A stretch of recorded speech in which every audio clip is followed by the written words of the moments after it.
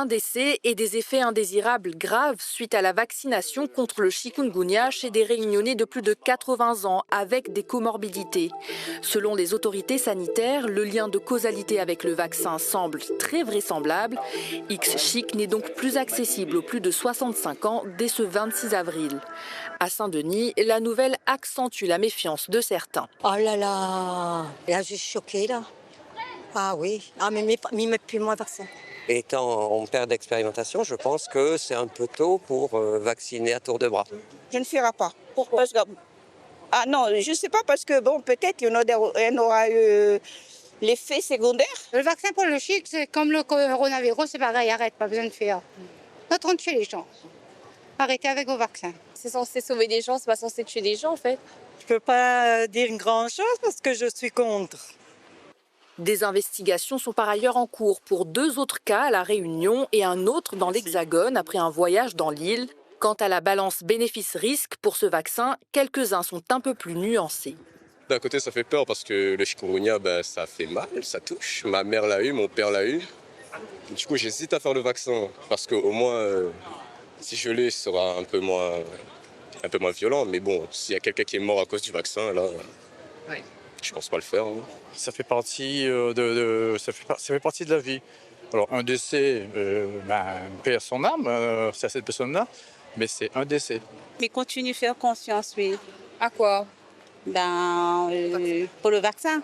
Moi, je l'ai mis pour le Covid et puis s'il faut le faire là, je le ferai. Malgré l'arrêt pour les 65 ans et plus?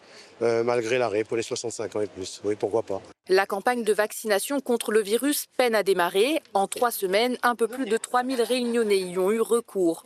Lors de sa visite en début de semaine, le ministre de la Santé insistait sur l'importance de se faire vacciner. Malheureusement, même pour les personnes pour qui c'est pris en charge à 100%, on voit qu'il n'y a pas assez d'adhésion. Donc là encore, je renouvelle mon appel de mobilisation, de mobiliser aussi l'ensemble des élus locaux. Moi, je leur demande qu'ils appellent massivement à leur population à se faire vacciner. La vaccination contre le chikungunya reste ouverte aux 18-64 ans présentant des comorbidités.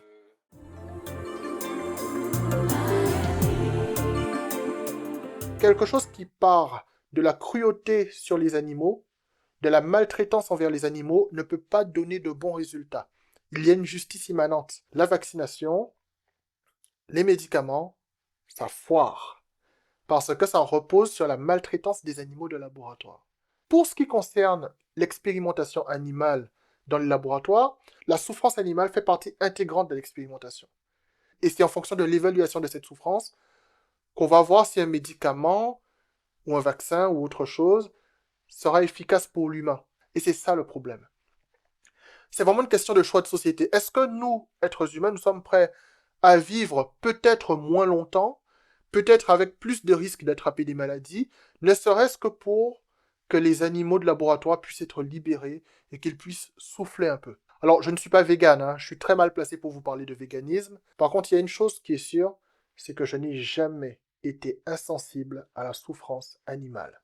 Peut-être que le refus de la vaccination obligatoire, c'est le point de départ de l'abandon des expérimentations animales.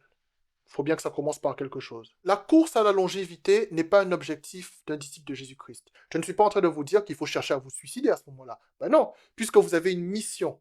Votre mission, c'est de faire connaître l'évangile de Jésus-Christ, de faire connaître Jésus-Christ. Donc si vous abrégez votre vie, si vous vous suicidez, ben, vous interrompez votre mission.